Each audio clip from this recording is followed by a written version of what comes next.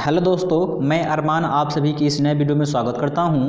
आज की इस नए वीडियो के अंतर्गत क्लास 10th हिस्ट्री विषय का पहला अध्याय यूरोप में राष्ट्रवाद के सभी प्रश्न उत्तर को देखेंगे। इसमें पहला सेक्शन होगा हमारा वस्तुनिष्ठ प्रश्न का। तो वीडियो काफ़ी ज़्यादा इंपॉर्टेंट होने वाला है। आप लोग वीडियो को शुरू से लेकर अंत तक देखने का प्रयास कीजिएगा। यदि इस चैप्टर से सभी MCQ प्रश्न को सोल्व कर लेते हैं तो आप बोर्ड एग्जाम 2025 में बहुत अच्छा जो है नंबर हासिल कर सकते हैं हिस्ट्री विषय के, क्योंकि ये सभी के सभी जो आपके MCQ प्रश्न हैं ये काफ़ी ज़्यादा मोस्ट VVI है। तो आइए इसके फर्स्ट प्रश्न को हम लोग सोल्व करते हैं। इसका फर्स्ट प्रश्न आपको पृष्ठ पर दिखाई दे रहा होगा। इटली एवं जर्मनी वर्तमान में किस महादेश के अंतर्गत आता है? तो इटली एवं जर्मनी वर्तमान में यूरोप महादेश के अंतर्गत आता है। इसका ऑप्शन नंबर ग हमारा सही उत्तर हो जाएगा। अगला प्रश्न की ओर। अगला प्रश्न है, फ्रांस में किस शासक वंश की पुनः स्थापना वियना कांग्रेस द्वारा की गई थी? तो वो हमारा था बुर्बो वंश, यानी कि ऑप्शन नंबर हमारा इसमें ग सही है। अगला प्रश्न अगला हमारा है, मेजनी का संबंध किस संगठन से था? मेजनी का संबंध आपके कार्बोनरी संगठन से था। इसको एकदम रट्टा मार लेना है, ये बहुत बार पूछा जा चुका है। मेजनी का जो संबंध था वो कार्बोनरी से था। तो ऑप्शन नंबर हमारा इसमें ग सही उत्तर हो जाएगा। इटली एवं जर्मनी के एकीकरण के विरुद्ध निम्न में कौन था? तो इटली एवं जर्मनी के एकीकरण के विरुद्ध में ऑस्ट्रिया था। कौन था? ऑस्ट्रिया था। ऑप्शन नंबर ग हमारा इसमें सही उत्तर हो जाएगा। अगला प्रश्न 5 नंबर, काउंट काबूर को विक्टर इमैनुअल ने किस पद पर नियुक्त किया था? तो प्रधानमंत्री के पद पर नियुक्त किया था, यानी कि ऑप्शन नंबर हमारा इसमें ग सही हो जाएगा।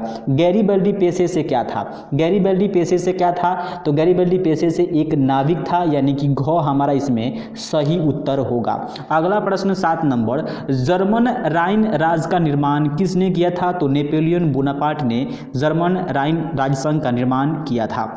अगला प्रश्न 8वां नंबर प्रश्न है, जलवरीन एक संस्था थी। तो जलवरीन एक व्यापारियों की संस्था थी। किसकी संस्था थी दोस्तों? तो व्यापारियों की संस्था थी। अगला हमारा है, रक्त एवं लौह की नीति का अवलंबन किसने किया?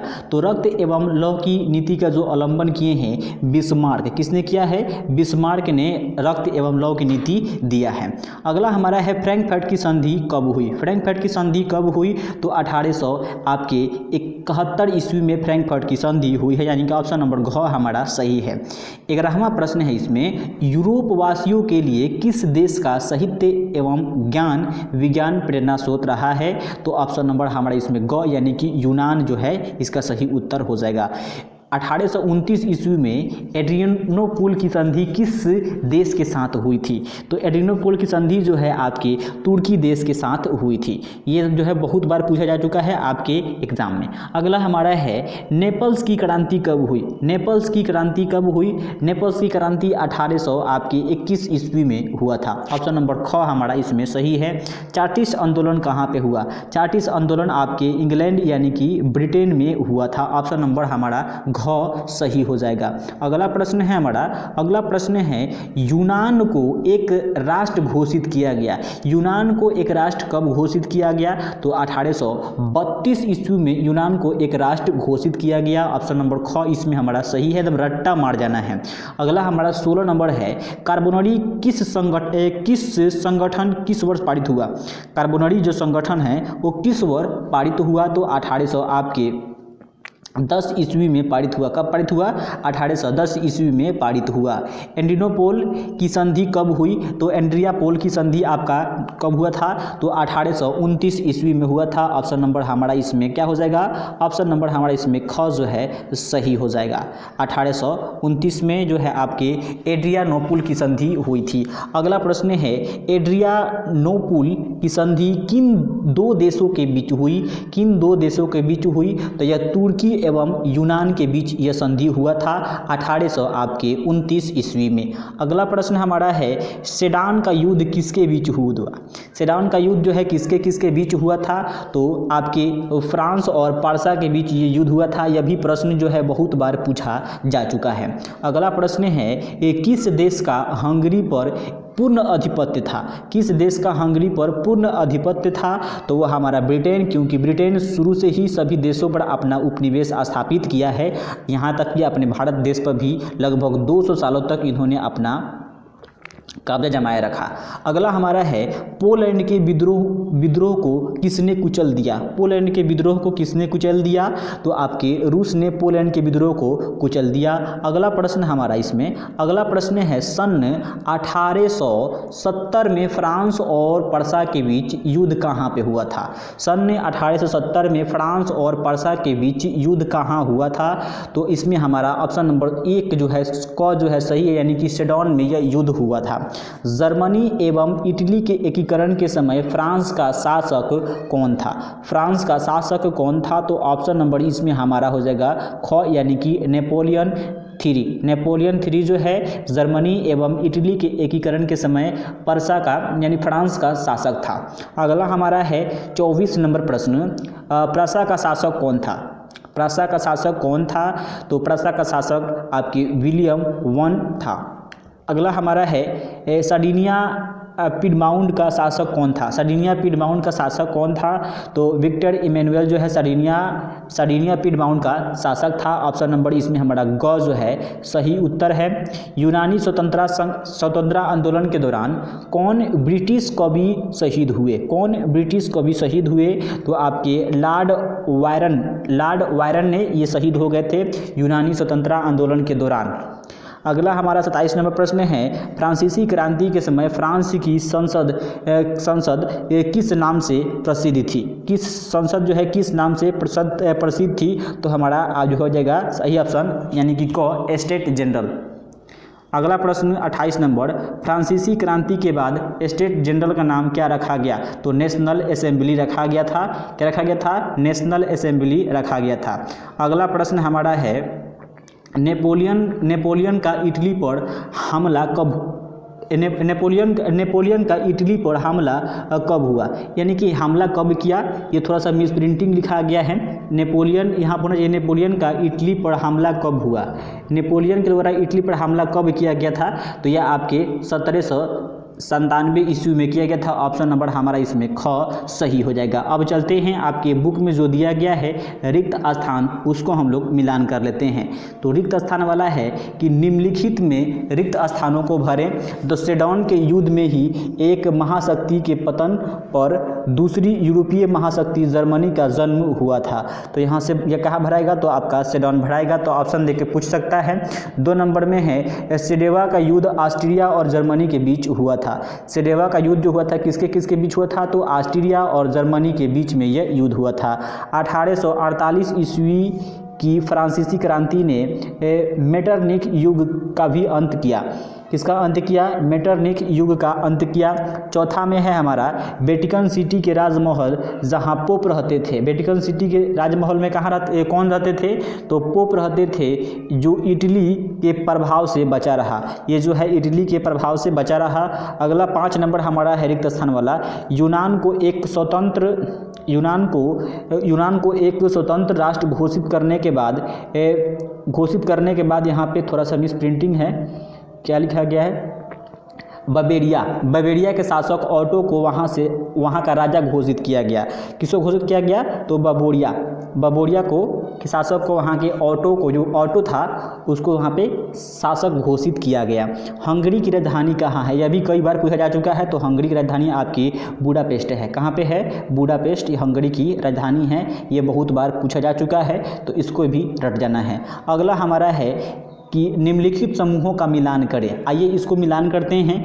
तो जो आपका मेजनी था, ये मेजनी कहाँ का रहने वाला था? तो इटली का रहने वाला था। आपके हीगेल हो गया। तो हीगेल आपके एक दार्शनिक हैं। हीगेल क्या है? एक दार्शनिक है। बिस्मार्क ने, ये जो है जर्मनी का चांसलर, इन्होंने लौह एवं की नीति अपनाया।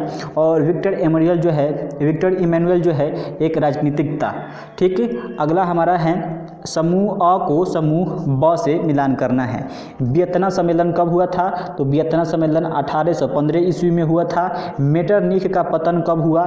तो 1848 ईस्वी में हुआ था। इटली का एकीकरण कब हुआ? तो 1871 में हुआ था। और सिडॉन का युद्ध जो है कब हुआ था? तो आपके 1870 ईस्वी में हुआ था। तो इसको आप मिलान कर लीजिएगा, ये सभी के सभी आपके SCERT का ही है।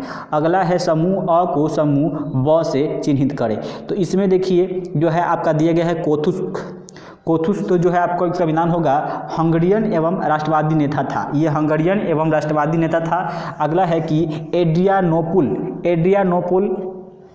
की संधि जो है किसके बीच हुआ था? तो आपके पता भी है कि 1829 ईस्वी में जो ऑस्ट्रिया और पर्शिया के बीच ये संधि हुआ था। अगला हमारा है 3 नंबर यूनान की स्वतंत्रता कब मिली? तो 1832 ईस्वी में मिली थी। पोलैंड में आंदोलन कब प्रारंभ हुआ? तो आपके 1863 ईस्वी में पोलैंड के आंदोलन प्रारंभ हुए थे। अगला प्रश्न है हमारा अति लघु उत्तरीय प्रश्न। तो इसको हम लोग देखेंगे अगले वीडियो में, क्योंकि बड़ा वीडियो हो जाएगा तो आप लोग बोरिंग महसूस कीजिएगा।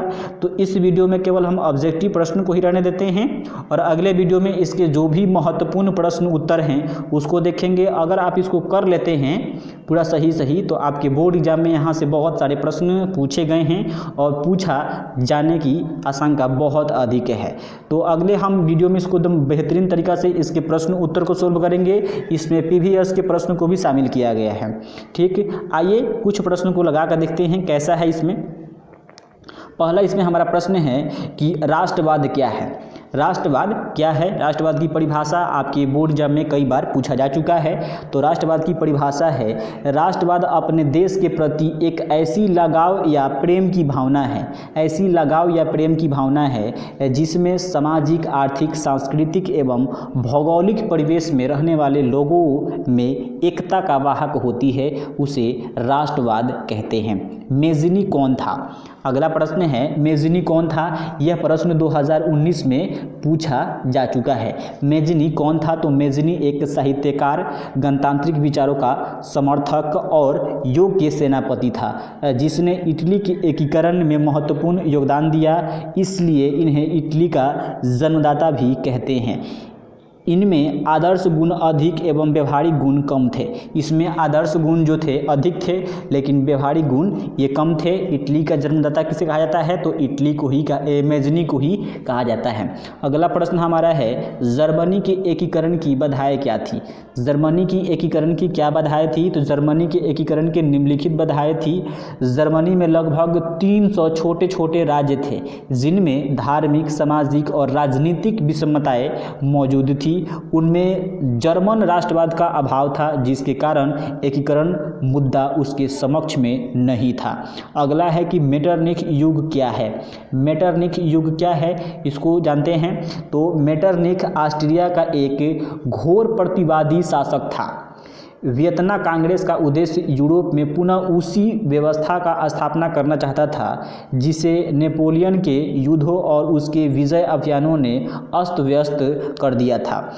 इसका नेतृत्व ऑस्ट्रिया का चांसलर ने किया था, इसलिए 1815 से 1848 तक के इस काल को यूरोप में मेटरनिख युग कहा जाता है। तो ये काफ़ी ज़्यादा इम्पोर्टेंट है, पूछा जा सकता है कि मेटरनिख युग क्या है या मेटरनिख युग कब जो है आरंभ हुआ था। तो 1815 से लेकर 1848 ईस्वी तक ये जो है युग स्थापित रहा। अगला हमारा है बिस्मार्क कौन था? बिस्मार्क कौन था इसको समझ लेते हैं। बिस्मार्क कौन था? तो बिस्मार्क जर्मनी का एक चांसलर था जिसने ऑस्ट्रिया के साथ मिलकर 1864 में डेनमार्क पर आक्रमण किया और उसके नेतृत्व में जर्मनी का एकीकरण हुई। अगला प्रश्न है इटली के एकीकरण में किन किन नेताओं का योगदान रहा? इटली के एकीकरण में किन किन नेताओं का योगदान रहा? तो इटली के एकीकरण में निम्न नेताओं का योगदान रहा। मेज़नी, गैरिबल्डी, काउंट काबूर जैसे राष्ट्रवादी नेताओं एवं विक्टर इमैनुअल जैसे शासक का महत्व एवं पूर्ण योगदान रहा है। अगला है लॉर्ड वायर कौन थे? लॉर्ड बायरन कौन थे? तो लॉर्ड बायरन ये जो है इंग्लैंड के एक महाकवि थे। इन्होंने यूनानियों की स्वतंत्रता की लड़ाई में महत्वपूर्ण भूमिका निभाई तथा यूनान में ही शहीद हो गए। अगला हमारा है कि एक्ट ऑफ यूनियन से क्या समझते हैं? एक्ट ऑफ यूनियन से क्या समझते हैं? तो 1707 ईस्वी में इंग्लैंड और स्कॉटलैंड के बीच एक्ट ऑफ यूनियन का गठन हुआ।